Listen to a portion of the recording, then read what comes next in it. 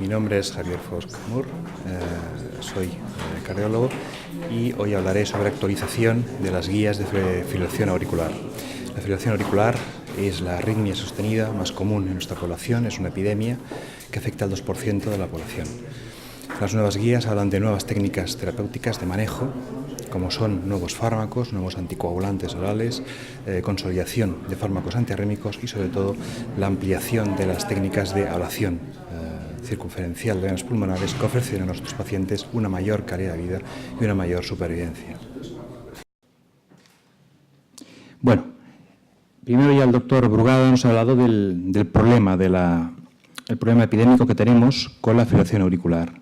Entre el 1 y el 2% de la población en la Europa occidental pues padece fibrilación auricular y está en relación directa con la edad. Así, pacientes mayores de 80 años, la prevalencia de FA es del 10%. ¿Pero qué impacto clínico tiene? Pues que nos multiplica por 5 los ictus, nos multiplica por 3 la insuficiencia cardíaca, el ataque miocardiopatía y sobre todo que mata, la fibrilación auricular mata, como me ha dicho el doctor Brugada. ¿Qué puntos esta actualización trata? Pues los nuevos anticoagulantes, los dispositivos de oclusión de la orejuela izquierda, los nuevos fármacos o los fármacos antiarrítmicos ya conocidos, reversores a ritmo sinusal y mantenedores del ritmo sinusal. También hablaremos muy rápidamente de la ablación auricular izquierda, pero será muy rápidamente dado que esta ponencia corresponde al doctor Berruezo.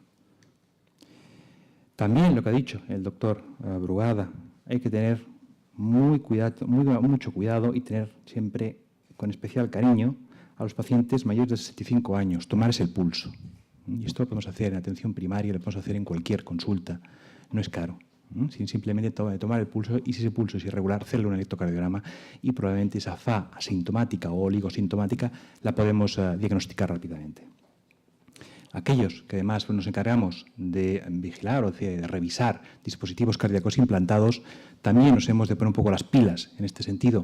Es decir, hemos de estar al tanto de que un paciente que hace 6 meses estaba en ritmo sinusal, que no esté en fibrilación auricular cuando lo revisamos, digamos que el dispositivo está muy bien, pero el paciente se va a su casa con fibrilación auricular y con el consecuente riesgo de tromboembolia. En cuanto a los tipos de FA, lo que ha comentado el doctor Brugada, es decir, el concepto de paroxística, persistente de revolución, permanente, sigue exactamente igual que el año 2010, así como la clasificación funcional de la ERA, que creo que todos hemos de intentar introducirlos cada vez en nuestros informes médicos. Es importante saber cuánto de sintomático está nuestro paciente.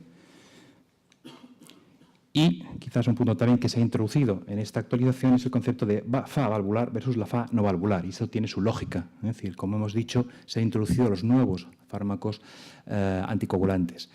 Y estos fármacos están indicados para FA no valvular. Las FA valvular continuaremos con los antivitamina K clásicos.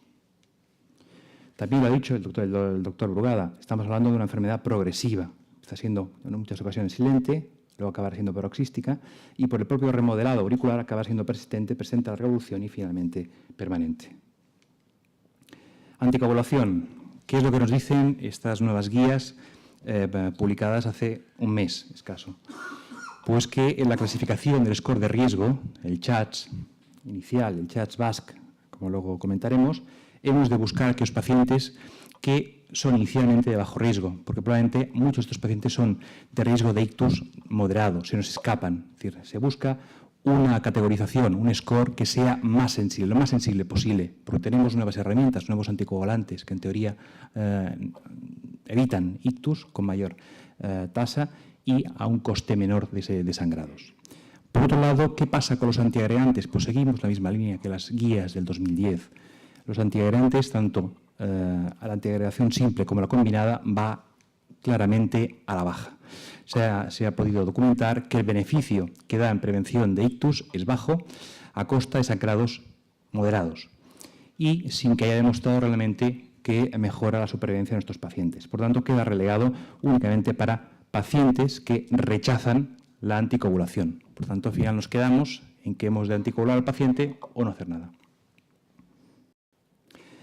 Punto muy importante que nos clarifica las guías es que cuando damos una antivitamina K, como la warfarina o la cenocumarol, hemos de mirar la TTR. El TTR es el tiempo que está nuestro paciente dentro del INR en rango terapéutico, 2-3, porque es muy frecuente que este paciente en sus oscilaciones esté al menos del 70% del tiempo fuera de rango, y esto lo expone a riesgo de tromboembolia. Los pacientes con antivitamina K, con este grupo de anticoagulantes, han de estar más del 70% dentro del rango terapéutico de INR. En cuanto a la clasificación de riesgo o el score de tromboembolia, el CHATS se utilizó, tenía su validez, pero las guías nos dicen que hemos de ser más sensibles, que no se nos tiene que escapar pacientes. Por lo tanto, abogan más porque sea el CHATS-BASC el que tipifique los pacientes en cuanto a su riesgo, a su score de tromboembolia o de ictus. CHATS-BASC score incluye el concepto de género, siempre que tenga mayor de 65 años, y sobre todo el concepto de enfermedad vascular, siendo esta el infarto agudo del miocardio, escleropatía periférica o la revascularización quirúrgica. Problema que tenemos en el seguimiento de un grupo de pacientes son aquellos que tienen insuficiencia renal severa. ¿Qué hacemos con ellos? ¿No? ¿Por qué? Porque tienen un riesgo elevado de tener tromboembolias y sangrados. Y son pacientes que son excluidos habitualmente de los ensayos clínicos, como el caso de los nuevos anticoagulantes orales. Posiblemente el manejo a día de hoy sea el más correcto, según la actualización, pues con los antivitamina K clásicos. Coetáneamente o paralelamente que hacemos una estratificación de riesgo de tromboembolia, hemos de tener muy en cuenta cuál es la estratificación de riesgo de sangrado de ese mismo paciente que lo tenemos en la consulta con nombres y apellidos, un paciente individual. Y en ese score lo que hemos de intentar es que todos los factores que puntúan dentro del HAS-BLED, que es el que está más validado, y que si esta puntuación es mayor de 3 se considera como riesgo de sangrado alto, hemos de intentar que todos estos factores estén controlados. Si es hipertenso, controlar esa hipertensión. Si es un paciente que está tomando AINES, pues que no tome AINES o intentar cambiarle por otros fármacos. En el fondo, lo que buscamos es la corrección de las causas o de factores que pueden hacer que nuestro paciente sangre. Porque lo que queremos, en el fondo, es que nuestro paciente tome anticoagulantes para evitar la tromboembolia. Por tanto, finalmente, lo que hacemos, ¿qué es? Pues mirad, hacer un balance entre el CHATS-BASC y el HAS-BLED, intentando corregir en todo lo posible las variables del HAS-BLED. Los nuevos anticoagulantes orales. Como bien sabéis, ya se ha comentado, los inhibidores directos de la trombina orales, como son el dabigatran, los inhibidores directos del factor 10A, como son el rivaroxaban y apixaban. Tampoco comentaré mucho, el doctor González Juanatay pues también lo comentará. Rápidamente, el dabigatran, que es el que más experiencia tenemos, es una antitrombina oral. Está apoyado por estudio RELAY, donde ha demostrado realmente con dosis de 150 su efecto de superioridad versus la warfarina, a dosis de 110 la no inferioridad, y todo ello con una disminución de sangrado. Problemas que hemos visto con este fármaco, pues que parece que hay una tendencia, no significativa, una tendencia, que habrá que clarificar en futuros ensayos, a que estos pacientes tengan más infarto agudo de miocardio. Sin embargo, la mortalidad total es menor en el grupo con dabigatran. Son fármacos que, como veis, actúan sobre la cascada de la coagulación. Otros fármacos de la nueva generación de anticoagulantes orales son el rivaroxaban, avalado por el estudio ROCKET, y el apixaban, por diferentes estudios, Aristóteles y el Averroes. El apixaban, según guías, todavía no está aprobado por la FDA. Revisado recientemente, la EMEA lo tiene aprobado para la trombosis venosa profunda. Esperamos que en breve ya esté en marcha. Por tanto, conclusiones de los nuevos anticoagulantes orales. Todos han demostrado la no inferioridad versus warfarina. Entre ellos, es decir, no son todos iguales. Es decir, no podemos decir que todos tienen un efecto familia y, por lo tanto, pues todos son exactamente iguales. Nos faltan estudios face-to-face entre ellos. Son fármacos seguros, producen menos sangrados. Problemas.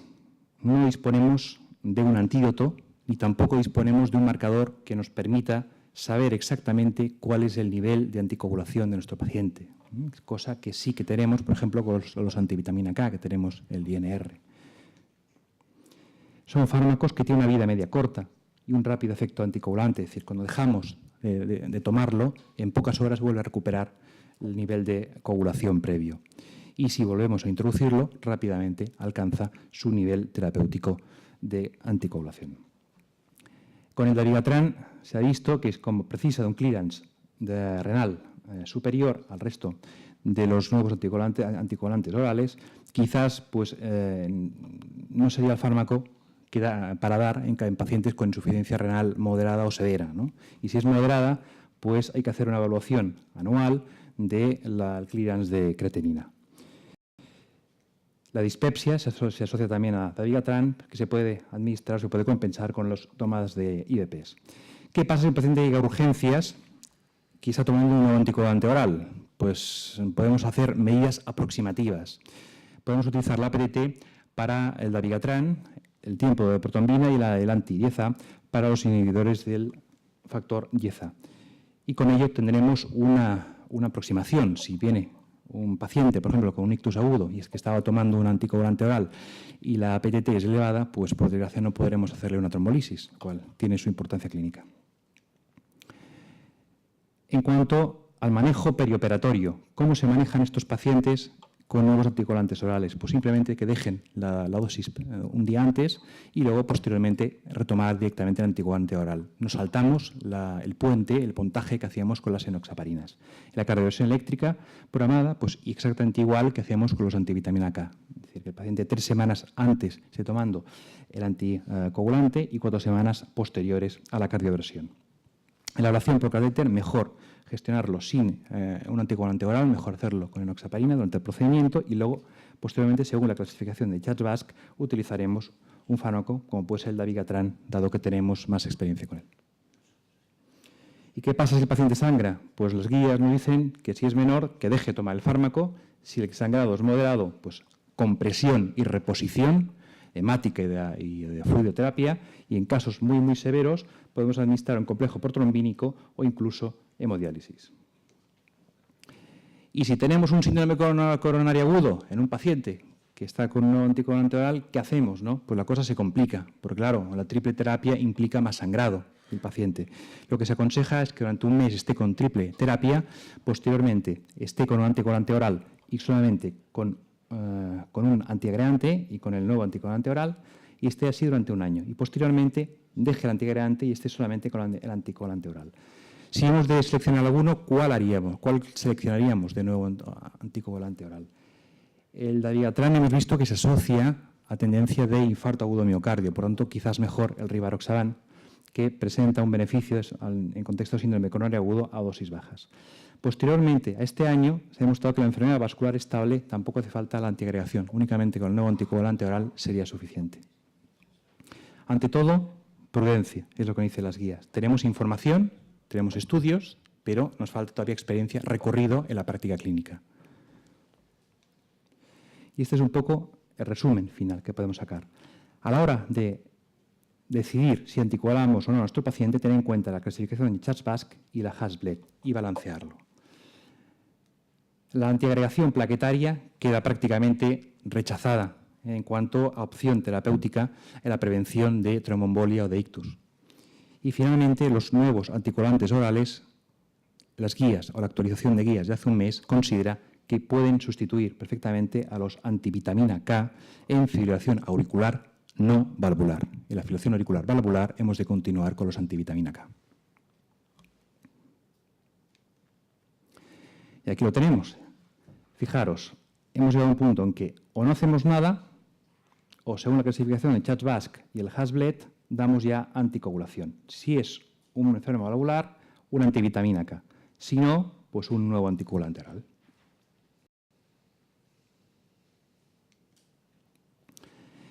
Y como se ha comentado, hombre, estamos en época de crisis, ¿no? Y resulta pues, que estos fármacos son más caros. Con lo cual, pues, se nos ha puesto visados, se nos ha puesto algunas trabas, es decir, a la hora de poder diseminar, de que todos los pacientes puedan recibir este tipo de anticoagulantes. Hace muy poquito, muy pocos días, el presidente de la Sociedad Española, o la sección española de arritmología y de las EMES, ambos conjuntamente han hecho una declaración periodística donde abogan que efectivamente estos fármacos tienen un coste-eficiencia favorable y que, por tanto, estos pacientes deben diseminarse lo antes posible. Es decir, no hay que mirar únicamente el coste de la caja en sí del fármaco, sino realmente tener una visión más a medio y largo plazo. cuántos ictus isquémicos y hemorrágicos disminuimos con estos fármacos y, por tanto, estancias hospitalarias. Dejamos ya los nuevos anticoagulantes orales y entramos en un nuevo punto, el cierre de la orejuela izquierda. Como sabéis, la orejuela izquierda es trombógena, es un punto donde se remansa la sangre, infiltración auricular, y de ahí se forman coágulos. Entonces, se han hecho muchas técnicas quirúrgicas de resección, pero la verdad no ha acabado de ser del todo fehaciente, porque siempre quedaban a veces restos de orejuela que eran trombogénicos.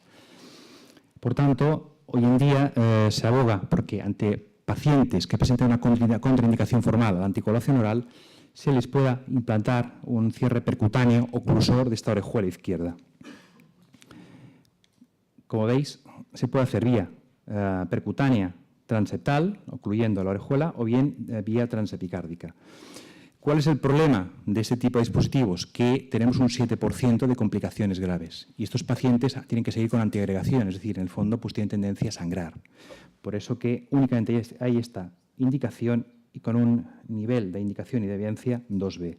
En marcha está el estudio PREVAIL, que a día de hoy pues está en esta situación. Estamos esperando que realmente con el dispositivo oclusor versus warfarina, que no nuevos anticoagulantes orales, sino warfarina, pues aflore o nos aporte nueva evidencia científica para decidir qué es lo que hacemos con nuestros pacientes a la hora de prevenir la tromboembolia o el ictus. Cardioversión con fármaco, tercer punto. El Bernacalán ya aparecía en las guías del 2010 y nos lo da con un nivel de evidencia 1A en filación auricular paroxística de menos de 7 días de evolución o en la filación auricular posoperatorio los primeros 3 días. Es un fármaco, aparte, rápido, seguro y eficaz. Es mucho más cardioversor de FA a ritmo sinusal, 8.4 veces más que el placebo o que la amiodarona. Es un fármaco, además, que podemos dar en contexto de cardiopatía estructural, isquémica y hipertensiva, y los únicos puntos donde está contraindicado es en insuficiencia cardíaca inestable, en clase 3-4, y en pacientes con estenosis aórtica severa o en pacientes con un síndrome coronario agudo. Por tanto, es un fármaco bueno, útil. Entonces, la pregunta es, hombre, si realmente nos da pocos efectos secundarios y son estos menores, excepto este grupo, que hemos dicho que está contraindicado por riesgo de hipotensión severa o de taquicardia ventricular no sostenida, ¿por qué no se administra a la práctica? Probablemente por su precio. Cada paciente nos cuesta 458 €. Es caro. Algoritmo. ¿Cómo ha quedado con las nuevas guías el algoritmo de reversión a ritmo sinusal? El concepto de pill in the pocket sigue perfectamente vigente en ausencia de cardiopatía estructural, como los fármacos 1C y el Bernacalán por vía intravenosa. También el Bernacalán en presencia de cardiopatía moderada. Si es severa, amiodarona. Y la cardioversión, como siempre, en situaciones de emergencia o electiva, según el protocolo médico que haya en cada centro hospitalario o incluso elección del paciente. Fármacos antivirales preventivos. Las guías son bastante escépticas. Se ha comentado primero, el doctor Boada también nos ha dicho que realmente mantener el ritmo sinusal con estos fármacos es pobre, ¿no? Pero es que además de pobre, según los diferentes metaanálisis, resulta que son fármacos que pueden incrementar la mortalidad de nuestros pacientes por la propia proarritmia. Por tanto, se aconseja darlos únicamente para pacientes que tengan muchos episodios recurrentes de filación auricular y que sean sintomáticos, que el paciente tenga muchos síntomas y venga a urgencias. Si no, la alternativa que nos dan es darlo en periodos cortos por post-reversión a ritmo sinusal. Aunque realmente con flecainide y con amiodarona esta indicación que se daría en pacientes con efectos secundarios a nivel farmacológico con recurrencias infrecuentes de FA, pues con flecainide y amiodarona la verdad es que no ha dado buenos resultados. La dronedarona, ¿cómo estamos a día de hoy? Pues mirad, igual que el 2010, pero con algunos pequeños cambios y sobre todo en el algoritmo de mantenimiento de ritmo sinusal como veremos a continuación. ¿Por qué? Porque ha habido el estudio PALAS. El estudio PALAS, como veis, como sabéis, se objetivó que en filación auricular permanente el brazo con dronedarona tenían mayor mortalidad. Eso se ha atribuido que estaban tomando más dioxina, que había más cardiopatía estructural. Cuidado cuando asociamos dronedarona con dioxina o con pacientes que tengan cardiopatía estructural. Y hoy en día pues tenemos la indicación 1A y está recomendada en pacientes en atrial fibrillation como moderado efectivo antiarrítmico agente. ¿De acuerdo? O sea, Se aconseja también que la droneodarona, cuando damos un anticoagulante, no se asocie con dabigatran por rutas comunes en su catabolismo. Y así estábamos en el año 2010. Fijaros, la droneodarona ocupaba prácticamente todo el espectro. En clase de insuficiencia cardíaca estable, la primera elección era droneodarona. En cardiopatía isquémica también era droneodarona. ¿Y cómo estamos ahora? Pues mira, después del estudio PALAS, insuficiencia cardíaca, independientemente de su clase funcional, directamente amiodarona. Y en cardiopatía isquémica, primero el sotalol, que es un metabloqueante, y la droneodarona quedaría como segunda opción. Es decir, en el fondo lo que hemos hecho es desplazarnos hacia la izquierda, buscando la ausencia de cardiopatía o la mínima cardiopatía. Así que sigue estando indicado en pacientes con hipertrofia ventricular. Por tanto, siempre mirando la seguridad del paciente y estamos tratando pacientes con síntomas. Ablación por catéter de la fibrilación auricular, lo tratará el doctor Antonio Berrozo. Yo básicamente me voy a limitar a lo que son las guías. Pues bueno, las guías nos aconsejan que sea una alternativa al mantenimiento en ritmo sinusal, o sea, nos sirve para mantener y para revertir al ritmo también sinusal. Indicaciones, pues mira, pacientes que están con fibrilación auricular sintomáticos, con episodios recurrentes que no se controlan con fármacos antiarrítmicos y uno de estos fármacos antiarrítmicos como mínimo es del grupo 1C o del grupo 3, ya va directamente con indicación y evidencia 1A a ablación circunferencial de venas pulmonares. Además, también se está con criterio 2A un nuevo concepto, que es el concepto de ventana de oportunidad, que también lo ha dicho el doctor Brugada, que es muy importante, ¿no?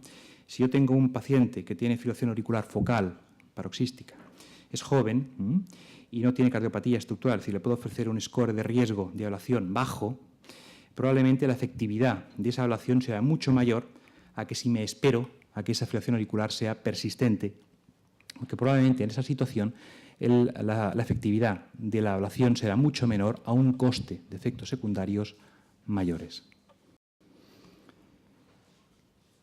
Se ha comentado, es decir, el porcentaje de complicaciones del 5% y se apunta a las guías la posibilidad de que hay que tener en cuenta que en posablación hay que vigilar, porque tienen más riesgo de ictus silentes y que en algún caso se ha podido documentar la presencia de demencia tardía. Dependiendo de la técnica de ablación, contra más quememos, más riesgo de que se puedan desprender microcoágulos y más probable en mujeres. En el fondo es una evaluación riesgo-beneficio individual.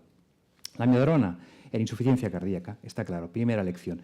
Ablación reservado para pacientes con muchos síntomas y con muchas recurrencias de los mismos, sabiendo que la efectividad del procedimiento y el riesgo y las recurrencias posteriores sean mayores.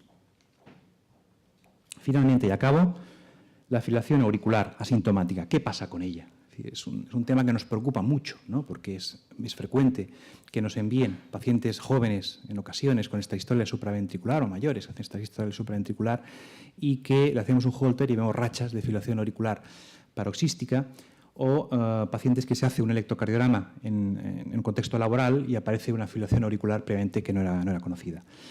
A día de hoy nos dice la actualización de guías que no existe evidencia para recomendar la ablación. Ahora, lo que sí que hay que hacer es lo que ha dicho también el doctor Brugada, que es, ojo, este paciente tiene una fibrilación auricular, hay que hacer una estratificación del score de tromboembolismo y a lo mejor habrá que anticoagularlo. Y finalmente, ya os comento el tema de genética. Estamos en un foro de muerte súbita, fibrilación auricular. ¿Cómo estamos con la fibrilación auricular? Pues mirad, a día de hoy no está indicado hacer un test genético a los pacientes con fibrilación auricular, a día de hoy. Sin embargo, es muy importante el concepto que nos dejan, que nos describen, y es que un paciente un familiar de primer grado presenta fibrilación auricular tiene el doble de probabilidad de desarrollar una FA. Y si resulta que ese familiar tiene menos de 60 años, esa probabilidad se multiplica por 4.7 veces más. Nada más. Muchas gracias por vuestra atención.